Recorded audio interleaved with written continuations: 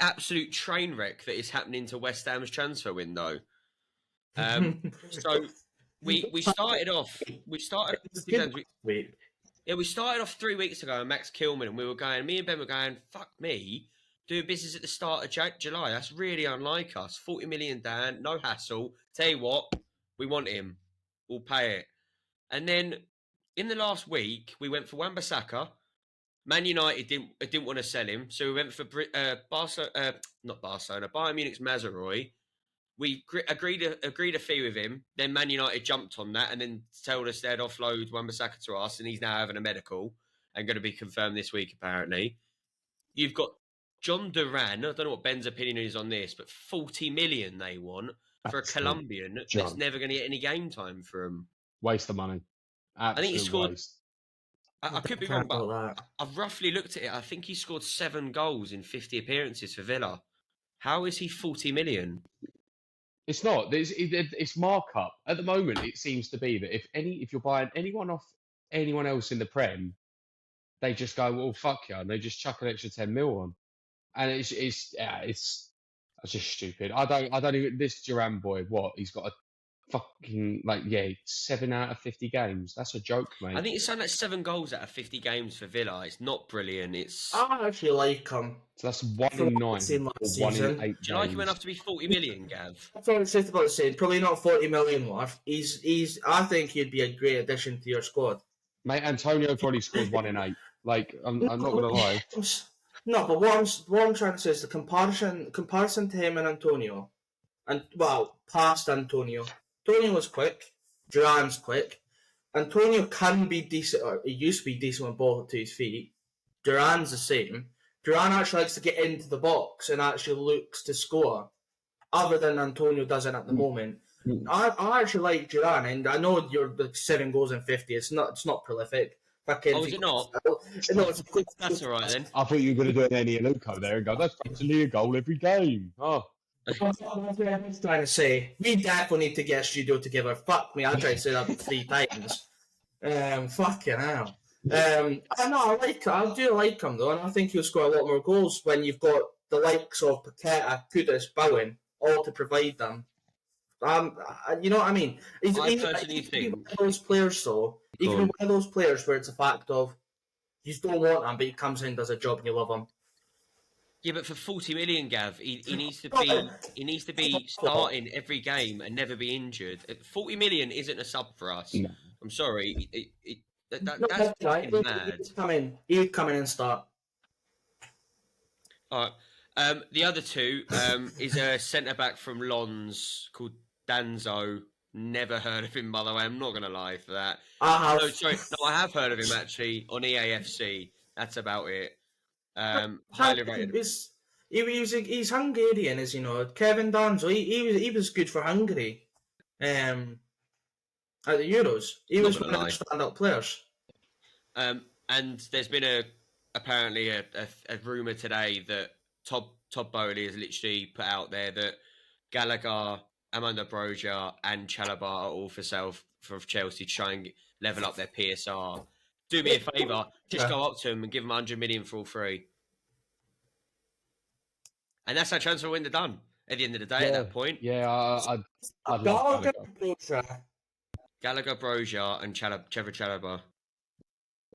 They should keep Chalobah and sell Badashili, in my opinion. But hey ho.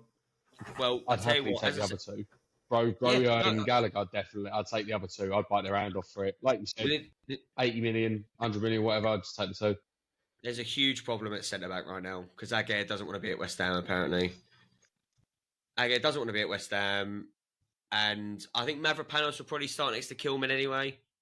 Right back, we just need to sort because Kufal looks fucking dreadful right now. But no, I'd take Chalobah as a backup. He can play out from the back. I would bring another centre back though, along with I'd maybe bring 2 centre backs in. Yeah, no, I get that, no, definitely. But what I mean is, you had a ready-made one in Ben Johnson, and you let him go because he was wanting a bit of wages. So I just have PTSD from Mavropanos is my thing. He came into Arsenal, started off really well, and then hit a fucking brick wall and fell off. I was going to say he was good last season for us, very good last season. Good. If you have to rank, I'm good. I wouldn't quite say very good. He was our best centre back last season. Yeah. It's not saying an awful lot.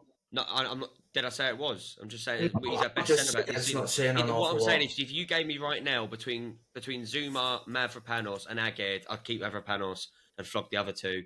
Yeah, I'd take having fucking Snickers left on the celebrations, or the fucking Snickers or Twix and whatever shit one you want to name. They're just the ones that you've pulled out and all. Well, I just think Zuma's getting a little bit past it. He always looks like he's carrying an injury at the moment. I think he's been really good for us.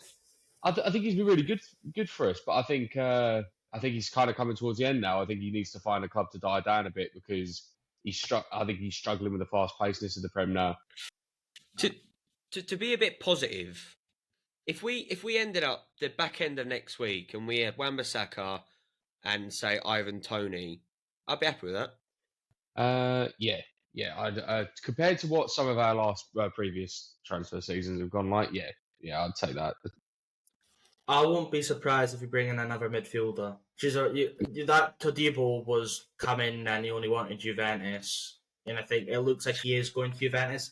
So I wouldn't be surprised if he's going to the market again for another centre mid. We're looking at a creative 8. I think that's why Gallagher got touted as well. Because I mean, we'll go into it in a second. I watched the Wolves game, and I don't think we could pass a ball forward without Paqueta. No, I think everyone knew there's a problem there anyway. Because I don't think we won a game last season without Paqueta being on the pitch, but it was so evident, and Julian Lopetegui is not fucking happy. I genuinely, I think we just looked pathetic going forwards, and I don't want to rely on one player. We need someone to be able to change in. No, but if he's up there towards the world class bracket, you can kind of forgive that. I think. But I think we also need alternative options. I don't think we could just have that as our only option. Yeah, no, I agree with that. I don't like because if he leaves, then what? No, I agree with you. I'm just saying. I do think rather than leaving ourselves in the stick, and we're sitting there going, "Well, Paqueta's gone there," and us playing dross football for 6 months. I think we need someone that's going to work with him really well, but also when he's not there, pick up the mantle and just do their own thing. As I said to you, I'd like someone almost like a Lanzini or a Madison almost not as a filler, because that's a horrible way of putting it. But I think we're going to change the way we play against the bigger and smaller teams. We're going to adapt to whoever we play. We aren't going to sit back every game. And when we play someone like an Everton or a Brentford, we're going to go for it. We haven't got a number 10 in the club, and the only one you could really put in there is Mo Kudus. And I prefer him out on the wing. I'd love to see him in a 10, a free rolling 10, but I think he's better out on the wing. I think we should have kept Ben Rama for another year as well. Yeah, because you love him. No. I just genuinely think as a creative player, I think he would have been a good asset to have under a manager that actually wants to go forwards. Because I tend to agree, because if you look at him at Brentford in the Championship, he was the main driving force of that midfield of trying to get up the pitch. And it just seems like every time David Moyes wanted to include him, it was always on the left. It was never through the middle. Yeah. And then the one time he did put him through the middle, he was actually half decent. Yeah. Yeah. The good thing is, one of the good things is we are looking like we're changing the way we're playing. So hopefully the new signings actually make a difference as well. So